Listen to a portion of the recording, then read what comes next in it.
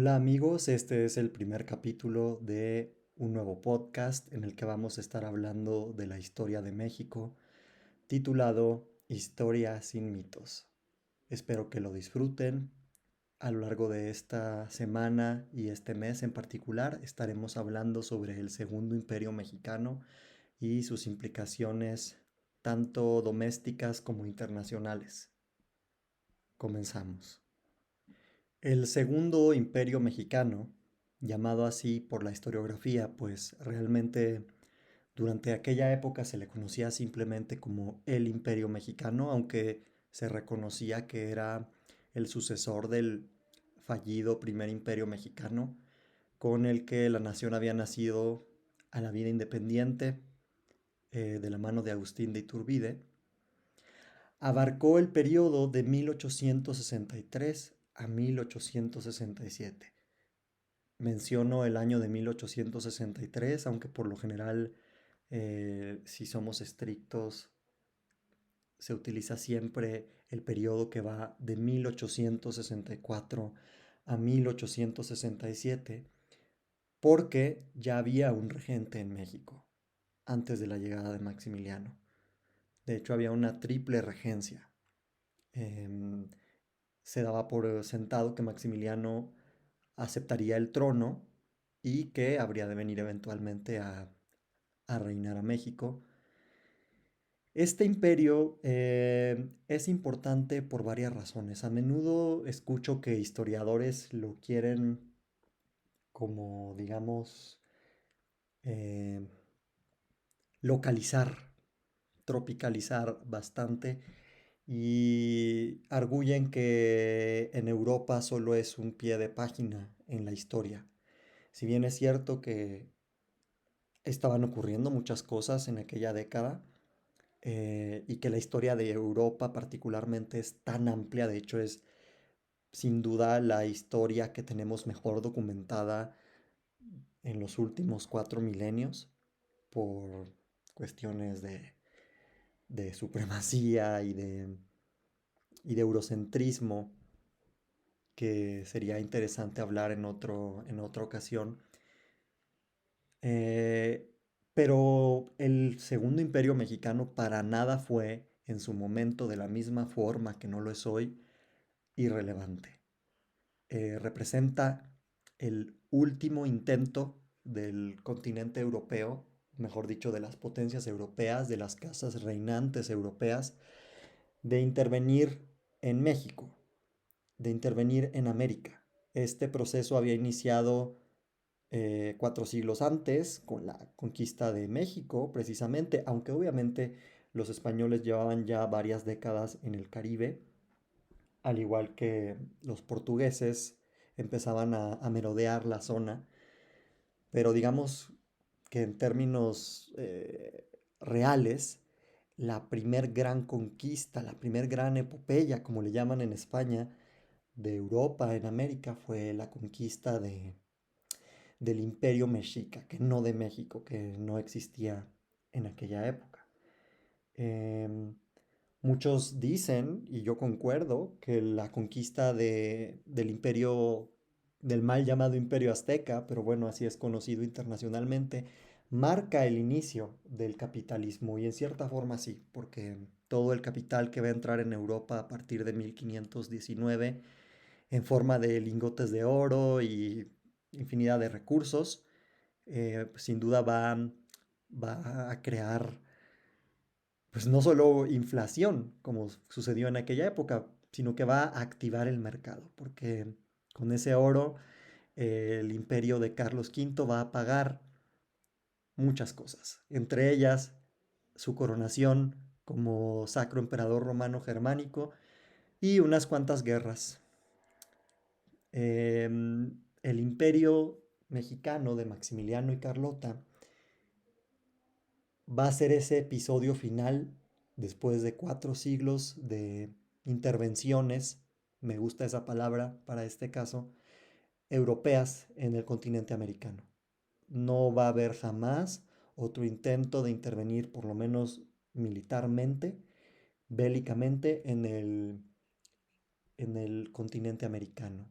Aunque obviamente la presencia de Europa y de la cultura europea es perenne y ya es intrínseca a lo que es América, puesto que es parte de nuestra cultura.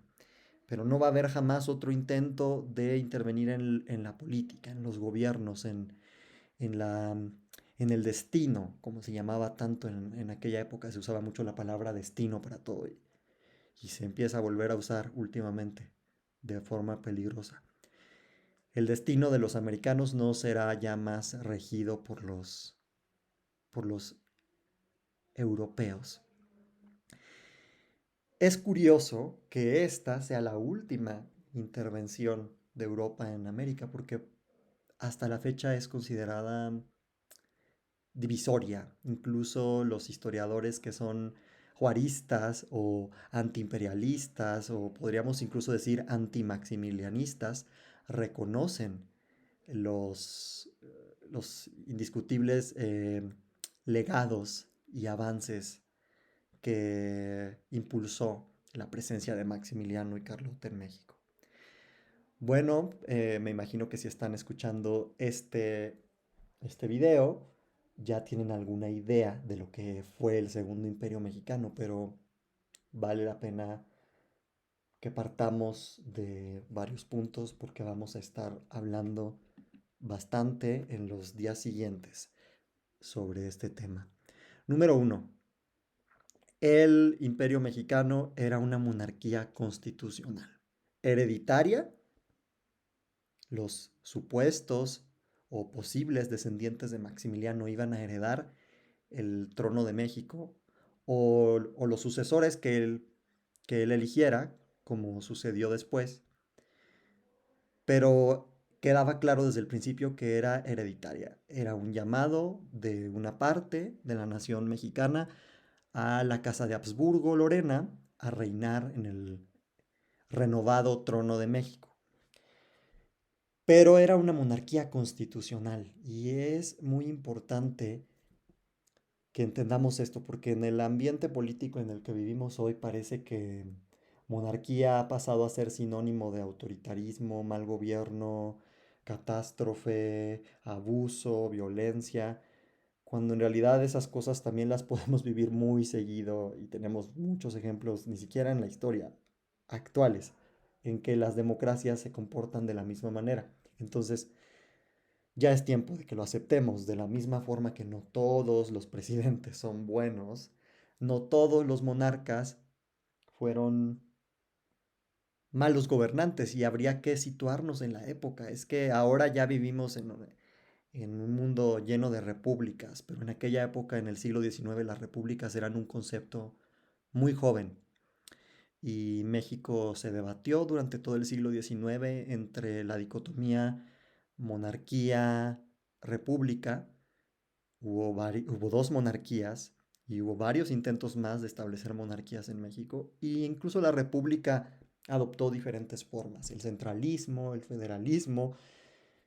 Al final la república triunfó, así se llama una calle en Ciudad Juárez, donde yo crecí, el triunfo de la república.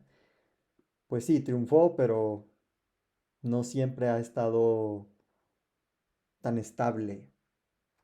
Aún así, creo yo, mi opinión personal, que la mejor opción para México hoy en día es la república. Sé que hay monarquistas por ahí, pero no creo que funcione. A pesar de que México tiene una tradición monárquica, no me parece que sea una buena idea en este momento porque se ha probado que por lo menos para México no es una forma de gobierno viable.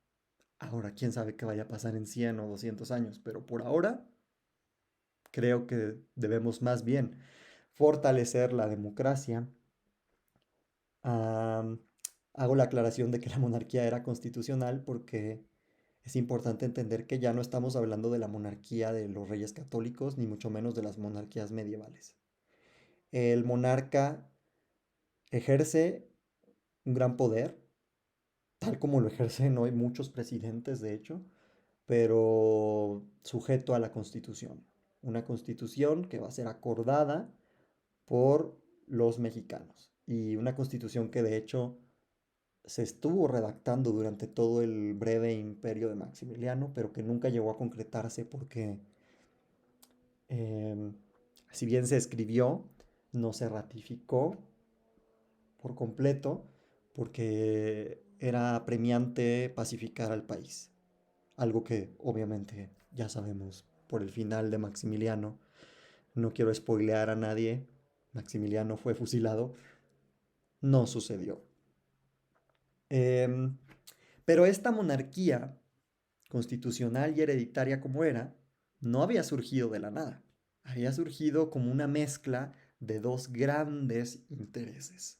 Por un lado, los mexicanos, los conservadores mexicanos, que mucha gente piensa que a lo mejor eran pocos porque luego se habla de los 12 o de los 15 autores intelectuales del Imperio Mexicano y tendemos a pensar que eran solo unos cuantos señores ricos, reaccionarios, que querían un rey para que tener privilegios. Algo había de eso, como lo hay también en la República, las élites siempre van a buscar manipular al gobierno para su beneficio, pero también una buena parte, y esto lo pueden constatar en fuentes de la época, una buena parte de la población mexicana, una gran parte de la población mexicana sí creía que la monarquía podía ser una opción viable. Ahora ya lo vemos muy lejos, a 200 años de la independencia de México, casi 200 años, pero en aquella época las monarquías eran la regla y no la excepción en el mundo. Y México todavía hacía 40 años había sido un imperio y todavía hacía 42, 43 años había estado bajo la tutela de la corona de España, porque muchas veces pensamos que ya en 1810 México ya no tenía nada que ver con España, no, México permaneció siendo parte del imperio español, incluso más allá de la independencia de México, porque ellos todavía tardaron bastantes años en reconocer la independencia. Entonces, ubiquemos que para el mexicano de aquella época el, el ser monárquico, monarquista, no era algo raro. Pensemos también en un pueblo profundamente religioso que habla de un Cristo Rey y que la tradición de México había sido monárquica incluso antes de la conquista. México había sido reinado históricamente por reyes, reyesuelos, tlatoanis, caciques, nobles, luego los reyes de España con su corte virreinal en la Ciudad de México. Entonces, siempre hay que hacer este ejercicio de tratar de pensar como la gente de esta época. No, no se escuchaba tanto por aquella época de hablar de derechos humanos ni de igualdad, aunque estos conceptos ya habían aparecido décadas atrás con la Revolución Francesa y la Revolución Norteamericana que había influido mucho a México, pues las personas todavía podían ver como natural que hubiera un rey o un emperador. Era algo que se entendía como normal. Incluso no nos vayamos más lejos. Hoy hay países donde siguen existiendo los reyes, que luego muchas veces escucho por ahí que dicen, no, pero es que en Inglaterra o en Bélgica los reyes no ejercen gran poder. Sí tienen poder. No tienen el mismo poder que tenían hace 200 años ni hace 1000, por supuesto, pero por supuesto que no son solo figuras de adorno.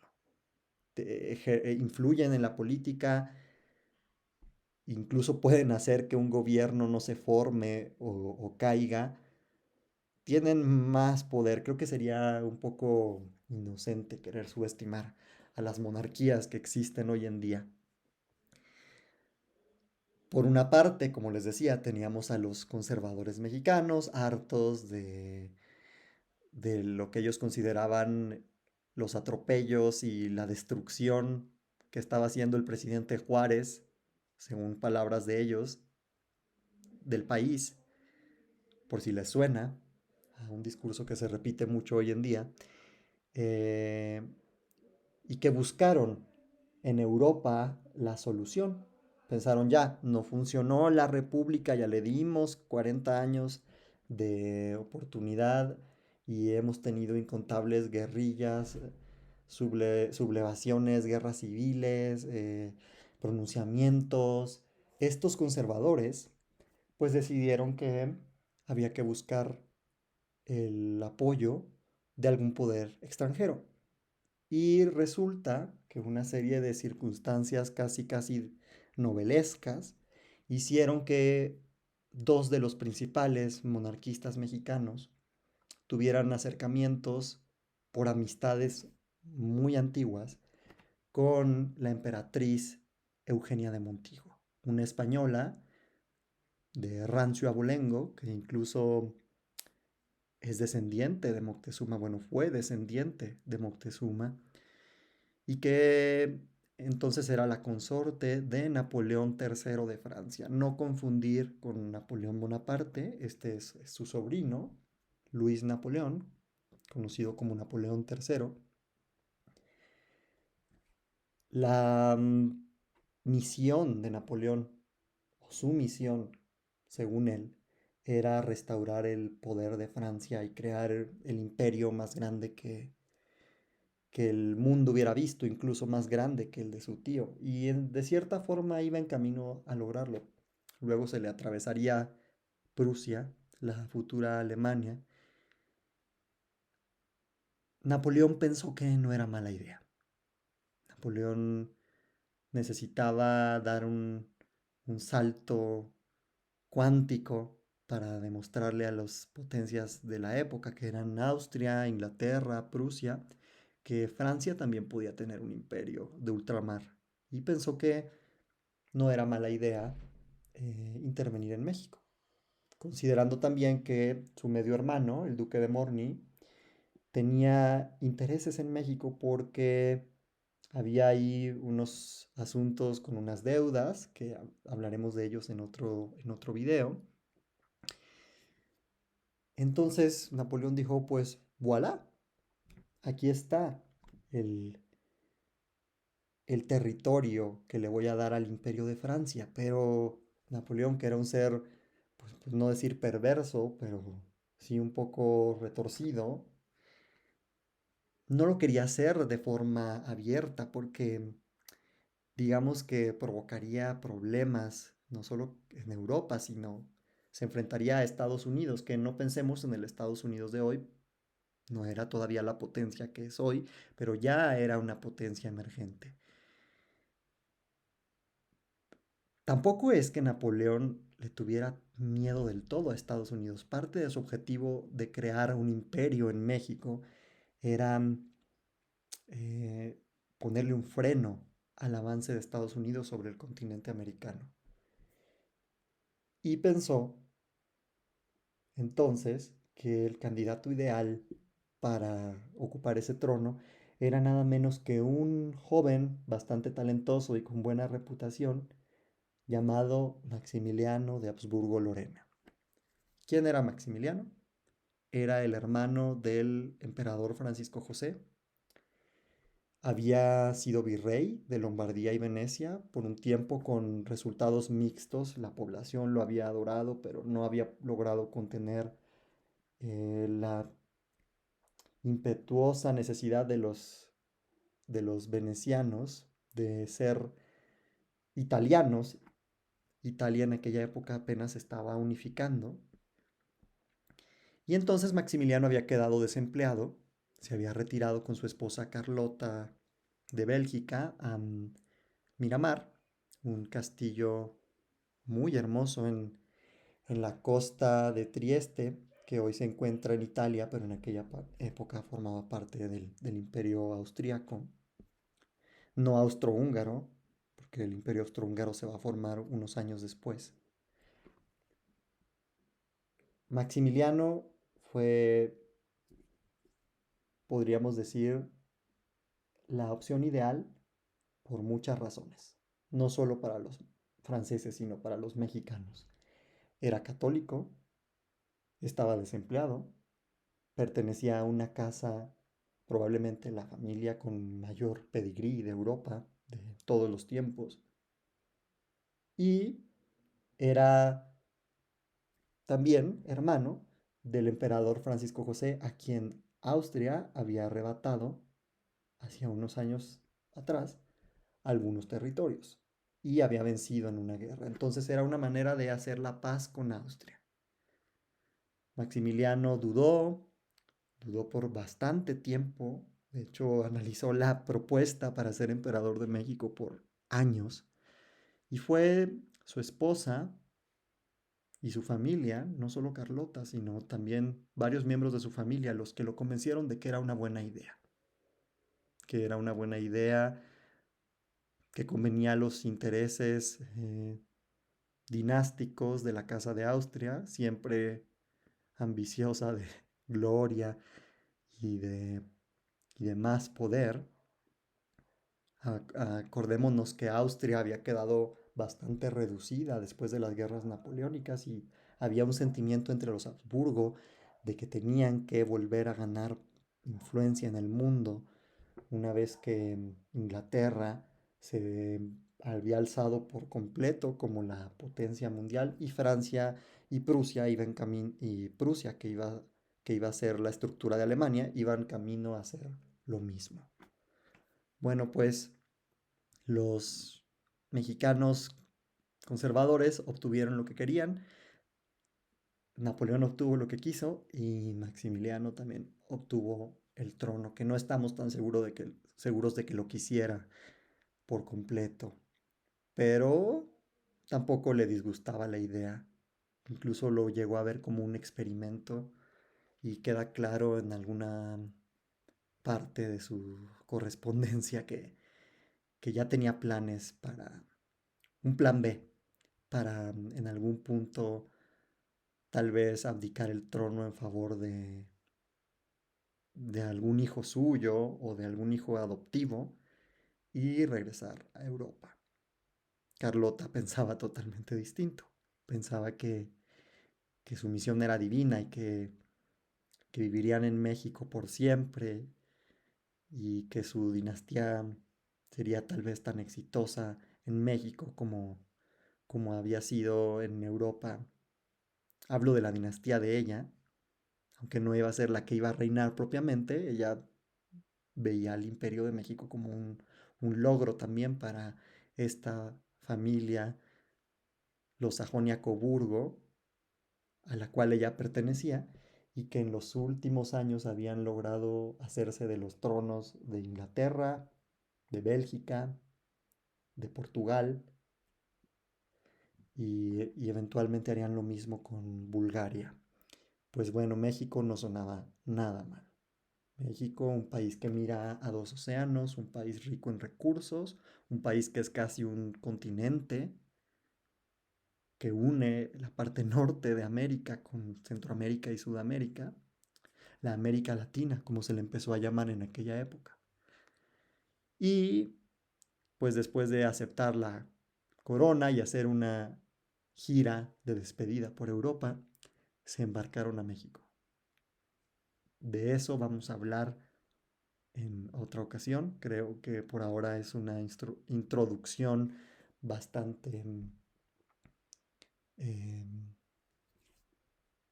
puntual sobre lo que fue el Segundo Imperio Mexicano.